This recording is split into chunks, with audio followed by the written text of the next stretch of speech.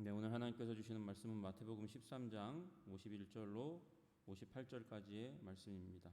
마태복음 13장 51절로 58절까지의 말씀입니다.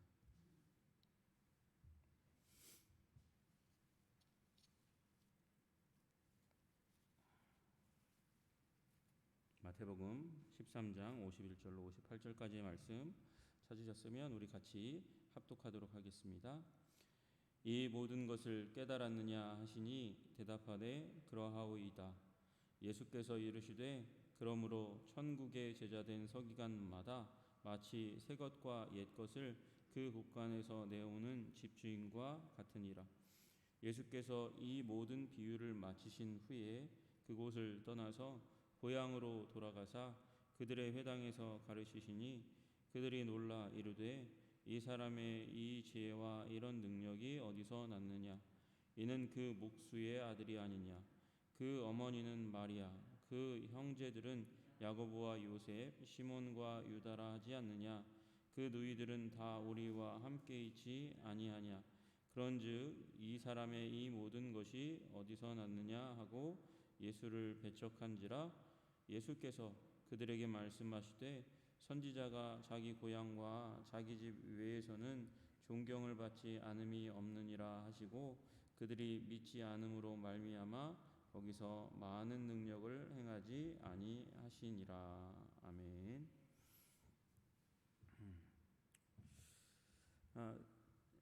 우리 속담에 그런 말이 있죠. 한길 사람 속은 모른다. 한길 사람 속도 모른다. 무엇에 비해서요? 열길 물길에 비해서. 열길이라는 말은 사람의 키가 한 길이거든요. 그러니까 열길이면 사람 10사람의 그 깊이에 해당하는 물길, 그 물길을 사람들이 안다 해도 한 길, 그요 키 한 사람의 그 키 분량에 해당하는 그 사람의 마음 안에 있는 그 마음 속에는 무엇이 들어있는지, 어떤 생각을 가지고 있는지, 어떤 판단을 가지고 있는지 알기 어렵다는 것입니다. 사람의 마음은 그렇게 깊고 오묘한 것이죠. 알았다 했는데 잘 알지 못하는 일이 일어납니다.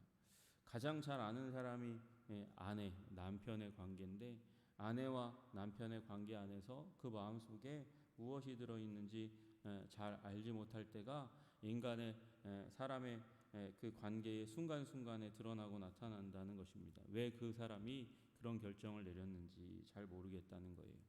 어떻게 보면 과학적으로 따지면 물리학이나 화학 이런 부분들은 오히려 복잡해 보이는 학문이지만 수학처럼 똑똑 떨어지는 부분이 있지만 그러나 사람을 연구하는 것은 사람의 마음을 연구하는 것은 쉽지 않다는 것입니다. 우리 심리학도 있지만 정신과 의학에 해당하는 부분도 따로 이렇게 구분될 만큼 사람의 정신적인 질병에 해당하는 부분, 구조에 대한 부분과 심리에 대한 부분을 누가 어떤 사람이 다 알았다 얘기하는 사람이 없죠. 굉장히 힘든 부분이 사람의 마음입니다. 사람의 마음 가운데 일어나는 일이 그것을 아는 일이 힘든 것이죠. 오늘 본문의 말씀은 그 마음과 관련되어 있는 그런 내용이 나옵니다. 하나는 우리 천국의 제자된 서기관에 대한 얘기가 나오는 것이죠. 이 모든 것을 주님께서 이 비유로 말씀하신 것을 제자들에게 말씀하셨어요. 그 비유로 말씀하시고 나서 이 모든 것을 깨달았느냐 하시니 대답하되 그러하오이다 이렇게 얘기합니다. 그러나 그 깨달음이 깊이 가지 못하죠. 제자들의 삶 가운데 언제 이 깊이가 계속해서 이어집니까? 예수님의 십자가를 제대로 만나야 이런 깨달음이 깊이를 더하고 다리 가운데 성령의 놀라운 역사들 가운데서야 비로소 그들이 깨달은 것이 진정한 깨달음이 되고 마음 가운데 심겨지는 것이 30배, 60배, 100배의 열매 맺는 것을 우리는 보게 됩니다. 우리가 하나님의 말씀을 배우고 압니다. 그러나 이 하나님의 말씀을 배우고 안 것, 그것을 우리의 삶 가운데 충분히 활용하려면, 그것을 열매 맺으려면 우리의 삶 가운데 과정이 필요하다는 것을 우리는 기억해야 합니다. 십자가는 어떤 자리입니까? 예수님의 우리를 향한 그 사랑을 확인하는 자리이고요. 그 사랑을 확인하면서 동시에 확인해야 될 것이 있는데 우리의 연약함과 부족함과 죄악됨과 쉽게 하나님을 예수님을 배반하는 존재라는 사실을 깨닫는 것이죠. 제자들이 십자가 앞에서 다 도망갔습니다. 그 십자가의 현장 가운데서 어떤 제자는 예수님을 심지어 팔아 넘기기까지 했습니다. 그 과정들, 내가 부족하고 연약하고 보잘것없는 그런 존재라는 사실을 확인할 때라야 하나님께서 비로소 우리 가운데 어떠한 존재인지, 얼마나 위대한 존재인지 우리는 깨달아 알 수 있는 것이죠. 그래서 여러분, 깨달음이 우리의 삶으로 피어나기 위해서, 열매 맺도록 하기 위해서 우리 겸손을 배우는 우리들, 겸손을 지나가서 나에 대한 절망을 배우는 우리들이 되기를 주님의 이름으로 축복합니다. 그리고 하나님의 위대한 구원을 확인해야 하는 것이에요. 그리고 그 하나님의 위대한 구원이 성령의 인도하심을 따라서 오늘 그 성령님께서 나를 붙드시고 인도하시고 힘주심을 이 확신하고 믿고 경험하기 전까지는 우리는 그 깨달음으로 남지 않게 되는 것을 보아야 하는 것입니다. 여러분, 주님의 놀라우신 진리를 깨달아 하는 여러분 되시기를 주님의 이름으로 축복합니다. 십자가와 부활과 성령의 임재 가운데서 이 놀라운 하나님께서 주시는 깨달음을 깨달아 알아 천국의 비밀을 우리의 삶으로 풀어내는 여러분 되시기를 주님의 이름으로 축복합니다.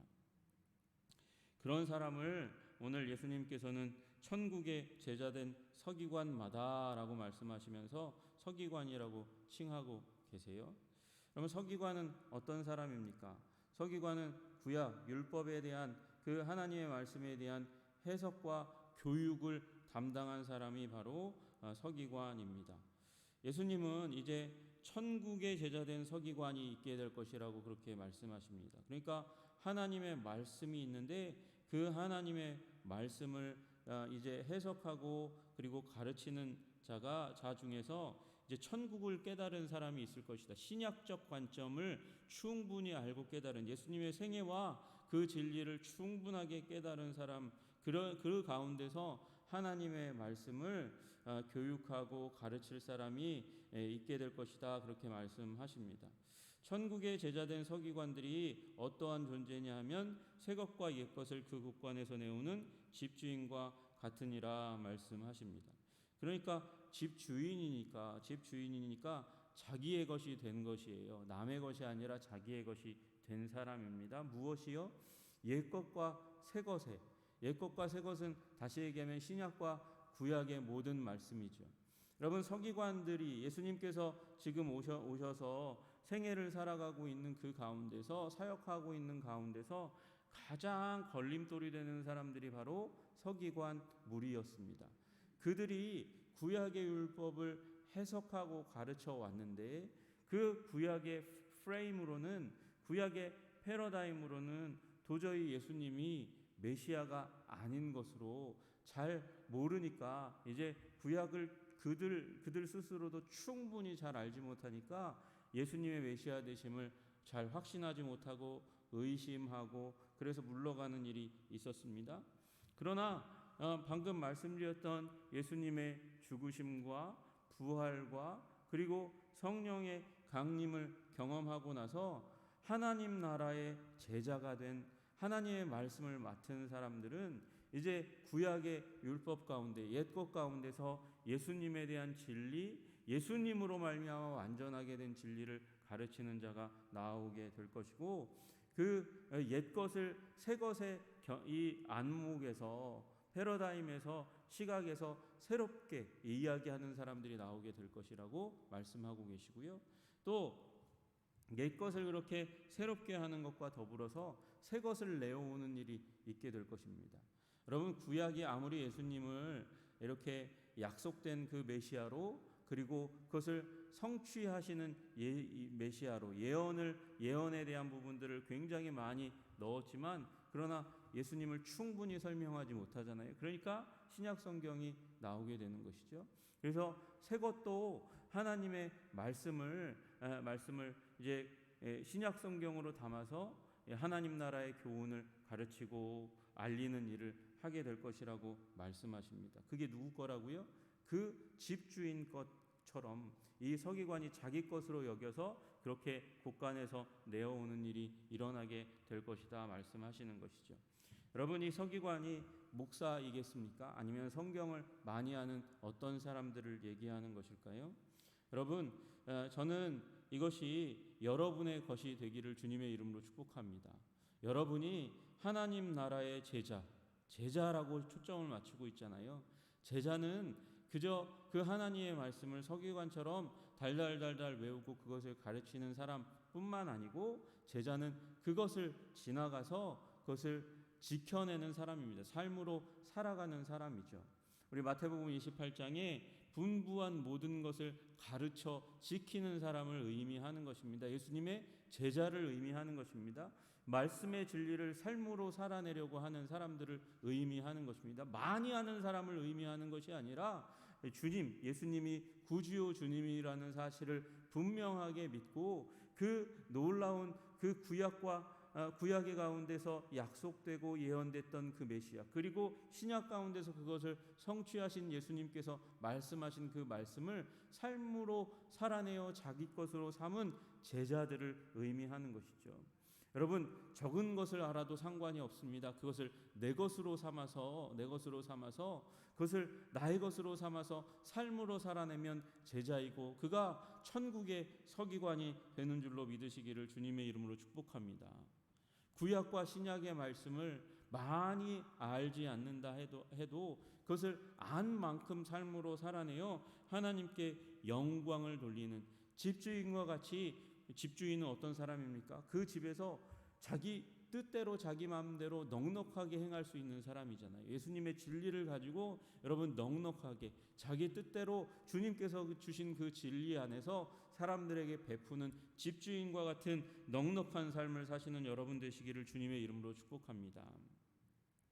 여러분, 이 문제는 깨달음의 문제입니다. 깨달음의 문제는 단순히 아는 것을 의미하는 것을 의미하지 않습니다.